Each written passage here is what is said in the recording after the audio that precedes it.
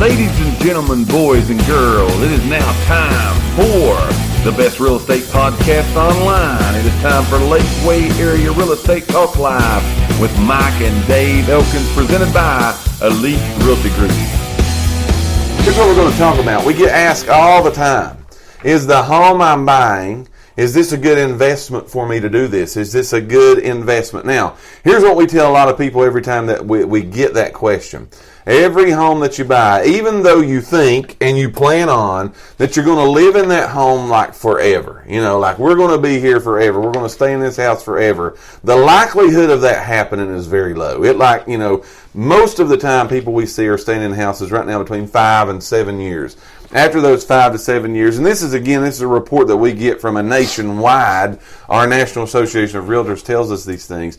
They stay there 5 to 7 years, and then after that, they're looking to move, right? Yes. So everything that you buy, we tell people you want to look at what could be happening in the end. In 5 to 7 years, what do you need to be looking at? What do you need to be paying attention to? Because your home is literally probably, unless you just make some investments that are in other areas, but your home's probably going to be the largest investment thing that you invest in, the largest investment you'll ever make. So we're going to give you some things today to look at to say, hey, is the home that I'm purchasing, the home I'm about to buy, is it a good investment? You want to look at these things. Now, as I said a little bit earlier, this isn't a know-all, end-all, right? Not at all. This isn't legal or financial information. This is simply our opinion. We're going to tell you these things. You can take it and do with it what you want to. You can pay attention or you don't have to, right? We can There will be no test to tell you this, ladies and gentlemen. If you want to sleep, go right ahead. That's exactly right. So we're going to give you 4 signs that the home you are buying today is a good investment. Here's number 1, all right?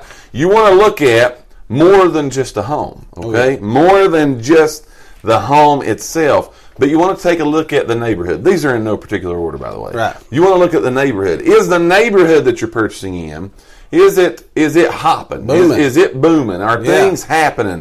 What's the age of the neighborhood? What's the age of the house? What's the demographics? All of those things that make up the neighborhood. And you can look at those. Again, are you in an up-and-coming neighborhood? Are you in a move-up neighborhood? Are you in a retirement neighborhood? Those all things you can look at and say, hey, is this a sign of things to come? Yeah. Is this a neighborhood of homes that maybe the homes that are in here need a lot of work? Right. Not that you can't put the work in your home and make it good, but then you got the best thing on the block, and you're not going to be able to get your money back out of it because of everything else around you. So you need to take a look at the neighborhood, see what's happening in it. Now, you have to be the one at the end of the day to make the decision.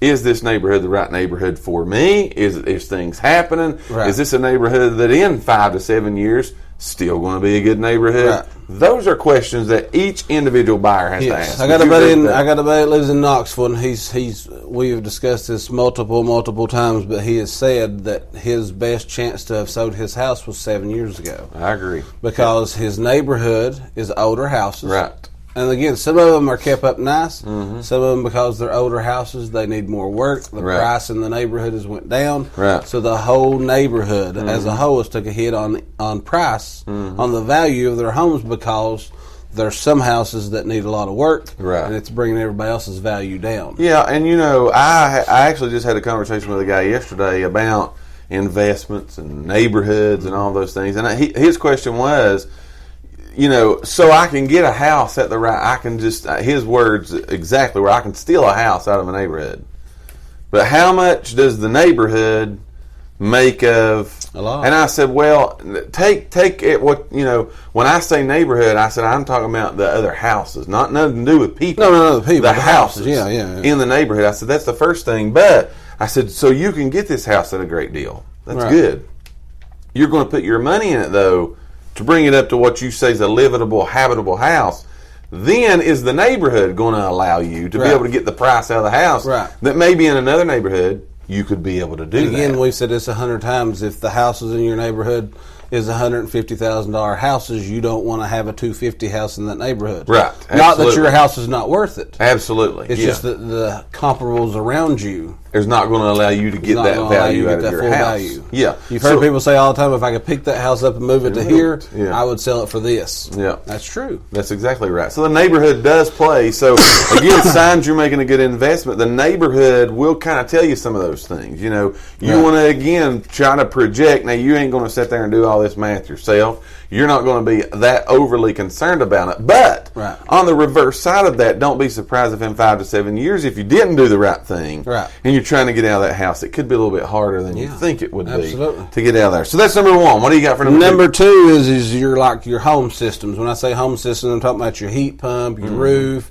anything like that. Right. Any electrical, plumbing, any of your big stuff that I would say. Make sure that it's newer. If it's newer, then that's going to allow you to, when you come to sell, you're going to have more invested in it. You're going to have more. You're going to be able to get more return. You're going to know more. I mean, you're not going to have to worry about having to put that roof on, or having to put that, or having to do something with your water lines. Yes. You buy an older house with older water lines, the old galvanized lines. You're going to have to spend a little bit of money to upgrade those. Right, to bring that up. Maybe not instantly, but those are going to have to be eventually brought up because they get that old soot like in the lines. I don't know what it is, but you get it all in your sinks. It's like buildups, calcium, all kinds of stuff. Again, roofs though. If you buy a house and it instantly needs a roof, there's money you're going to have to invest. It ain't going to come back out because again, we tell you all the time, you're supposed to have a good roof. They expect you to have one. So those things, again, you got to take into consideration. You got to look at, because real estate, even though it is our home, it is the place that people live, they raise their kids, you make memories, so on and so forth. You still need to take a look at this on an investment side. You know, I am investing in this. Even though, again, you and a lot of people do feel as though I'm going to live there forever, but how many of those I'm going to live there forever have you sold for people in 2 to 3 years? Absolutely. Again, it happens all the time. Situations change. When you buy a house in your 30s and you got 4 kids running around, when you're in your late 50s, you don't need that house. No, it's too much. When the kids are gone, you need to sell it and downsize. Yes, that's exactly right. Some people want to keep a big house, but the majority of the time they want to sell and downsize. They want to do that. So again, we tell everybody, look at it as an investment. Look at a 5 to 7 years. What's your projection? So we're giving you today some signs you can look at and say, okay, this is looking at projecting out 5 to 7 years. These are some things I can look at. Again, the components of the house, the heat pumps, when you got to start putting heat pumps and roofs, a lot of money. Talking about some big money. That's what I was getting ready to say. A lot of money you can invest in those that you're not necessarily going to recoup all of that money back out of it when you buy a house that has a 30-year-old heat pump in it, and in 2 years you got to put a $6,000 unit back in it. There just went in a way. There went $6,000. There went a lot of money. There went a whole lot of money, is what that right there says. So again, that's the first 2. Here's number 3. All right, and this one's one that people, again, a lot of times they overlook because maybe they're not in this situation now. But another thing that you want to look at is the house I'm getting ready to buy, a good investment. You want to look at the schools. The schools that are in that area will always be priorities, so on and so forth. Because you may not, right now, you may not even have kids, you may not, but maybe the person that you're going to sell to in 5 to 7 years, that's what they're looking at. Absolutely. Right? Now, when we say look at schools, again, look at the proximity of those schools.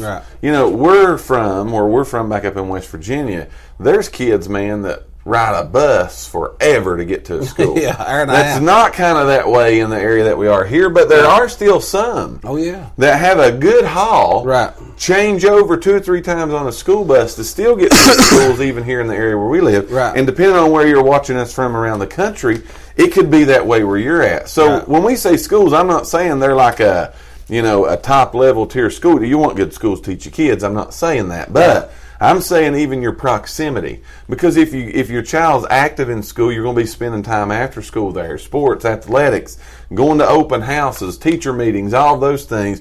Just the proximity of the school to the place that you're at sometimes is a big deal when you go on, again, a resale of that. So you want to look at, now again, hopefully the school and the district that you're in is just a great, and a lot of times, like I said, there's tons of good schools. There's good schools all around, but it's a lot of times is that, You hear it a lot kind of around here. I went to Morristown East. Right. I want my kid to go to Morristown East. Right. So I'm going to make sure I'm on that certain I want to town be in that district. so they can go. I went to Russellville. I want my kids to go to Russellville. Yeah, absolutely. So it's just that that's the preference. You've got to just pay attention to those things. And again, that's what you want to be looking for. I never realized until I started selling real estate to the people that move in here and stuff, that those are big research things. Major. They get on websites and just research forever on overall academic scores and stuff like that. People research the hound out of those whenever they're moving in here with kids. Yeah, and a lot of times when you're like we are, we're very, very fortunate here in the Lakeway area.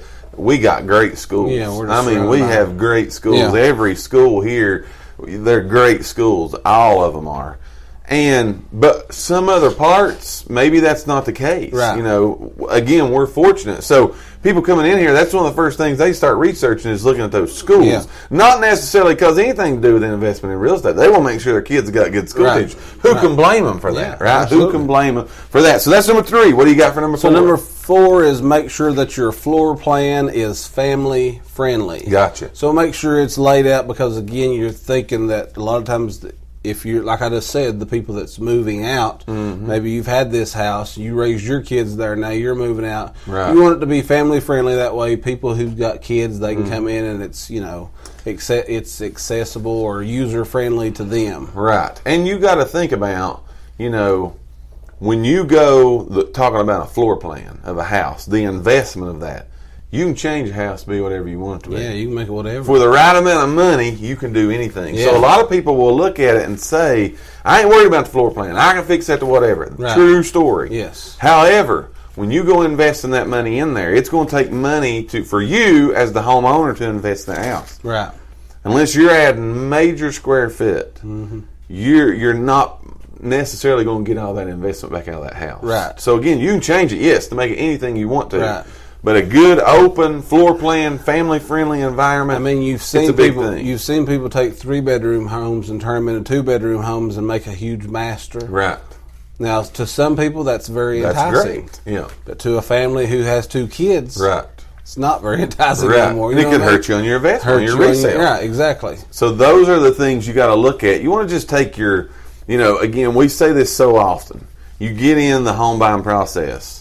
That's one of the reasons it's good to work with a good professional because you get in that process and it just gets going fast. You get excited. Everybody gets excited. If you got kids, they get excited. Right. And you literally go look at these houses and you don't think about nothing but the house. Right. You look at then and there and you fall in love with that house. You forget where it's at. Yes, you should really be looking at a whole lot. There's many more things you should be looking for in that house. Does that mean that if it doesn't have a brand new heat pump in it, you shouldn't buy it? No, that's not what we're saying. But we're saying, again, look at these things and real estate especially as an investment vehicle, because there is a good chance you're not going to stay there forever in that house. I think we've kind of said this before, but that's another positive, a plug for working with realtors. Normally when you first talk to somebody, if I'm talking to you, you're wanting to buy a house, I kind of ask you, what are your wants? Right. What do you want? What do you need out of a house? And so I'm going to have that wrote down somewhere. I'm going to have that memorized in my phone, whatever. Yeah. So when we go out and look at these houses, or you call me about a house and say, hey, I saw this one. Right. I'm not saying that I won't go show you that house, right? But I will also come back and remind you, hey, what about this? Yeah, absolutely. This was important to you before you started really looking. Yeah. What happened? What's going on with it now? Yes. Yeah, you want to make sure, again, that's good things just for you to do, for you to watch over, for you to look, for you to take and make sure, again, that you get all of that into there, because keeping yourself grounded in the real estate process, it's a big thing. It's a big thing. It's an exciting time. It is very exciting. We thank each and every one of you for listening to today's podcast. Tune in for future episodes by subscribing to our channel and get the latest and greatest real estate information right here on Lakeway Area Real Estate Talk Live, presented by Elite Realty Group. Until next time, have a great and blessed day.